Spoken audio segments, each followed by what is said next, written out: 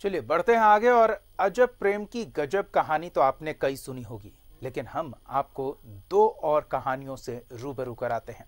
एक कहानी रॉबिन की, जो लाचार होकर भी अपने प्यार के लिए सब कुछ दांव पर लगा बैठा है, और दूसरी एक ऐसी कहानी जिसमें सिर्फ और सिर्फ बदनामी मिल सकती है। चलिए पहले आपको दिखाते हैं रॉबिन की कहानी। मुफलिसी लाचारी की मार क्या होती है, ये रॉबिन मालाकार से ज्यादा शायद ही कोई समझ सकता हो।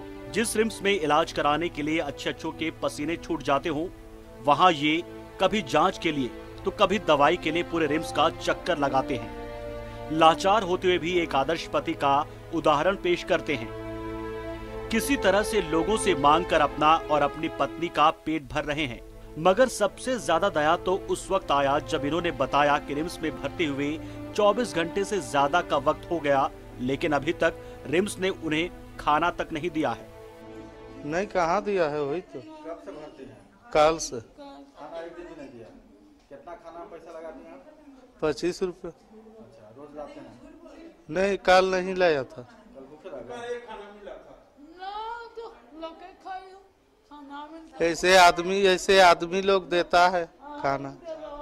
हाँ, रिम्स के अधिकारी और व्यवस्था की ऊपरी नजर अब तक इस जमीन पर रेंगते लाचार पर शायद नहीं पड़ी है। जांच रिपोर्ट के लिए इसी तरह अपने हाथों के बल पर जुगाड़ गाड़ी से रिम्स में रेंगते नजर आते हैं। सरकार से गुहार लगा रहे हैं कि एक विकलांगता वाली साइकिल रिक्शा मिल जाती तो शायद जमाने के साथ दौड़ लगा पाती। एक तो साइकिल दे दीजिए, मेरा बीवी का अच्छा कर दीजिए, थोड़ा सा मेरा बीवी का भी ठीक कर दीजिए। है रहते हैं ऐसे ही मांग चांग के खाता है। मेरा तो माँ बाबा कोई नहीं है, मेरा हम अकेले है, मेरा 3 बहन है, 1 भाई है।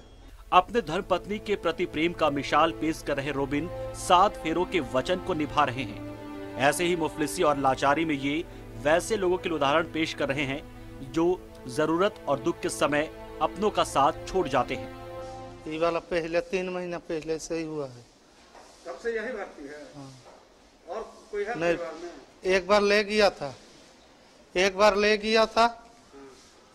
गया था, फिर नहीं हुआ अच्छा, फिर ला के आके या और फिर भर्ती किए। रॉबिन को सरकार से 10 साल पहले हाथ रिक्शा मिली थी। 2 साल तक साइकिल ने साथ दिया और फिर खराब हो गया। पैसे थे नहीं कि वो साइकिल बनवा पाते, और अब भीख मांगकर रॉबिन किसी तरह से गुजारा कर रहे हैं। अगर सरकार के रहनुमाओं की नजर इस बेचारे पर पड़ जाती तो शायद इसका अब तक भला हो जाता।